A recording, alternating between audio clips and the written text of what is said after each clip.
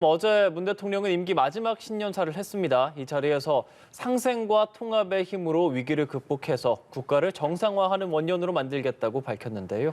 또한 적대와 증오와 분열이 아니라 국민의 희망을 담는 통합의 선거가 되었으면 한다라고도 밝혔습니다.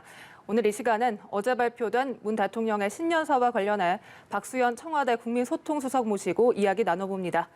어서 오십시오. 어서 오십시오. 안녕하십니까. 새해 복 많이 받으시기 바랍니다. 새해 복 많이 받으십시오. 시청자 여러분께도 새해 인사드리겠습니다. 네. 어제 문재인 대통령의 신년사, 임기 마지막 신년사였습니다. 수석께서는 문재인 정부의 청와대 첫 대변인이자 또 현재는 마지막 국민소통수석이셨는데 좀 남다르게 들으셨을 것 같습니다. 예, 무엇보다도 그럴 수밖에 없는 것이 지금 코로나로 온 국민이 지금 3년째 고통을 받고 계시지 않습니까? 그런 와중에 이제 하는 또 마지막 그 신년사이기 때문에 어느 때보다 그 많은 말씀이 또 하고 싶으셨을 것이고 국민께 위로와 함께 희망을 동시에 드리고 싶으셨을 겁니다.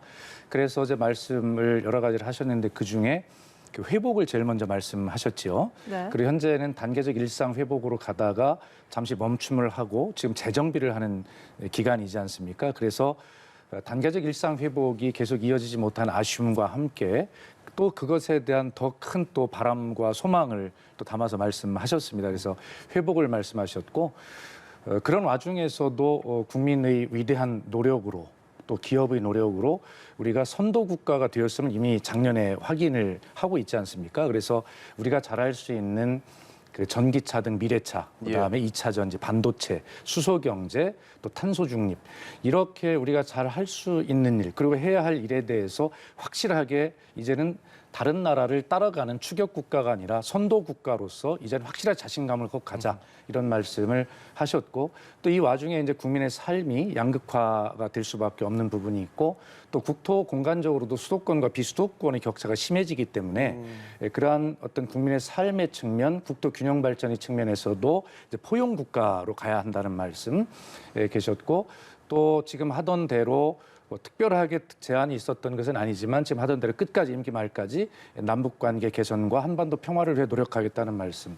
그리고 마지막으로 대선과 관련해서 통합과 희망과 미래라고 하는 이 주제어를 가지고 주권자이신 국민의 참여와 역할로 이 대선을 그렇게 만들어야 되겠다라고 하는 그런 여러 가지 메시지를 말씀하셨습니다. 저희가 문 대통령의 말을 하나하나 좀 짚어보려고 했는데 수석님께서 많은 말씀을 또 처음부터 해주셔서 예. 네, 그래도 아까 들은 다짐을 좀 하셨어요, 문 대통령이. 그중 하나가 국민 삶의 완전한 회복을 이루겠다 밝혔는데 수석님이 아마도 많은 소상공인과 자영업자들의 힘듦을 공감을 하고 있으리라고 생각합니다.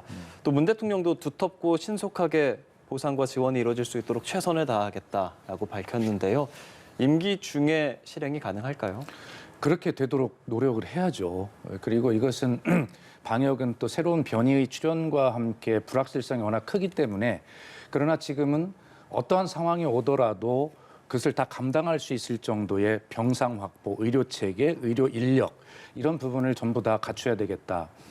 단계적 일상 회복을 시작했습니다만 저희가 준비가 충분하지 못해서 일단 멈추고 지금 재정비 시간을 갖고 있는 것 아닙니까?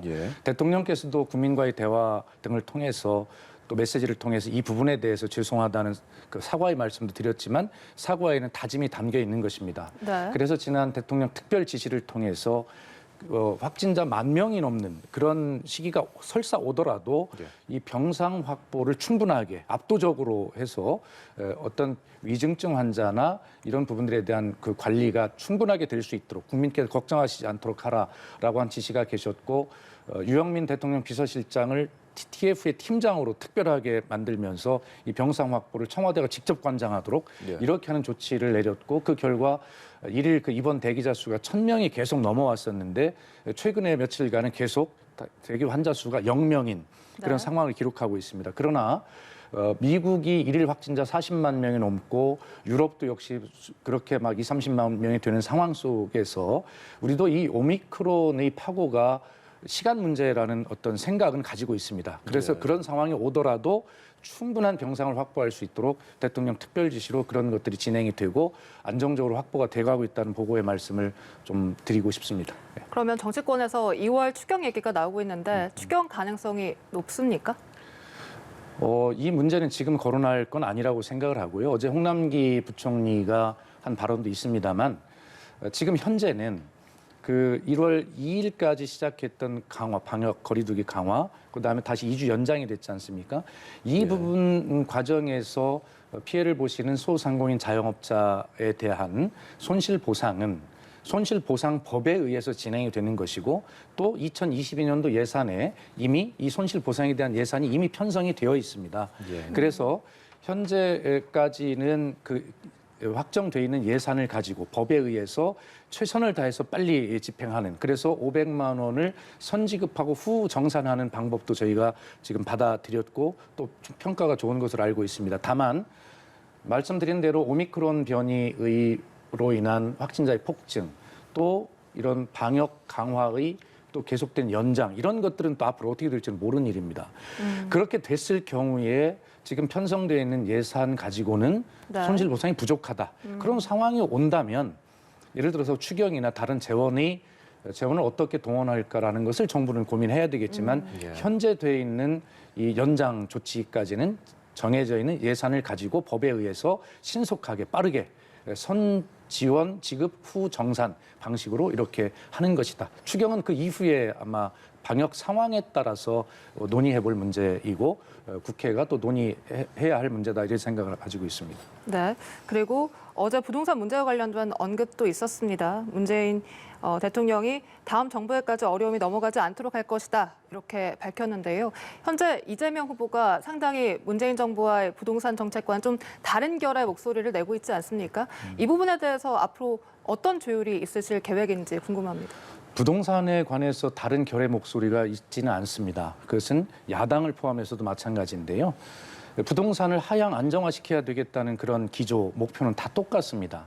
다만 그것을 언제 어떤 정책 수단을 동원하냐 하는 것은 그 상황을 어떤 관점으로 분석하느냐의 차이가 약간 있는 것이죠. 네. 지금 정부는 현재 하향 안정화돼 가고 있는 그런 초입 입구에 있기 때문에 민감한 시기이고, 그래서 여기에 다른 정책 수단을 동원하면 시장에 미칠 영향이 있을 것이다라고 그런 관점을 가지고 있는 것이고, 또 다른 후보님들은 본인이 집권했을 때 뭐 여야 할 거 없이 똑같습니다. 했을 때 그때 상황이 또 어떻게 될지 모르는 것입니다. 그렇기 때문에 지금 현재의 상황에 대한 관점이 다르다고 그래서 뭐 여러 가지 이야기를 하실 수 있겠습니다만 그것은 그때 상황에 따라서 또 선택할 수 있는 차기 정부의 또 카드가 될 수 있기 때문에 이 문제가 지금 현재 유효한 효과를 그렇게 그 선택이 된다고 해서 낼 것인지도 불확실하고, 또 그런 제안을 하신다고 해서 이것은 법을 바꿔야 되는 문제가 있을 수도 있거든요. 제도의 개선이기 때문에. 그렇다면 그건 국회가 열려서 논의를 해야 될 문제인데 여야 후보님들이 어떤 제안을 한다고 해서 정부가 그다 알겠습니다 하고 바로 선택할 수는 없는 노릇이죠. 그렇습니다. 네, 그리고 평화에 대한 언급도 있었습니다. 아직 미완의 상태인 평화를 지속 가능한 평화로 제도화하기 위해서 임기 끝까지 노력하겠다고 말씀을 하셨는데요.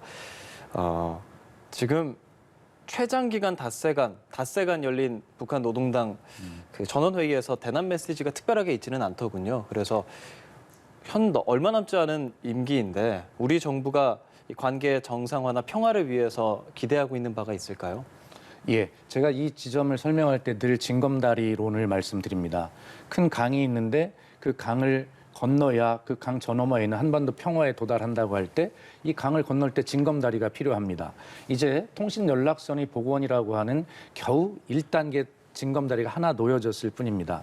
문재인 정부 임기 안에 이 징검다리를 몇 개 놓겠다라든가 어떤 징검다리를 놓겠다라든가 어디까지 가겠다라든가 이런 것을 정해놓은 목표, 로드맵이 없습니다.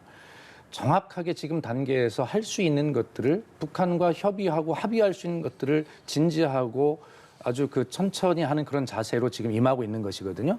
그래서 한간에는 뭐 임기 말에 남북 정상회담을 하는 것 아니냐라고 하는 뭐 그런 우려의 목소리도 있습니다만 그것은 우려가 아니라 할 수 있으면 좋겠죠.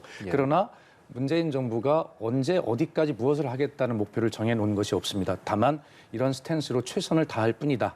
다만 어디까지 가더라도 분위기를 좋게 만들고 그래서 다음 정부가 누가 들어서든지 간에 그 좋은 분위기에서 바로 다음 징검다리를 놓을 수 있는 협의가 시작될 수 있는 그런 어떤 기반을 만드는 것, 그것이 문재인 정부의 해야 할 일이고 목표라고 설명드리겠습니다. 네. 그리고 최근 공수처의 통신자료 조회 논란, 사실 공수처가 문 대통령의 대선 공약 1호이기도 했는데 이번 논란은 어떻게 바라보세요?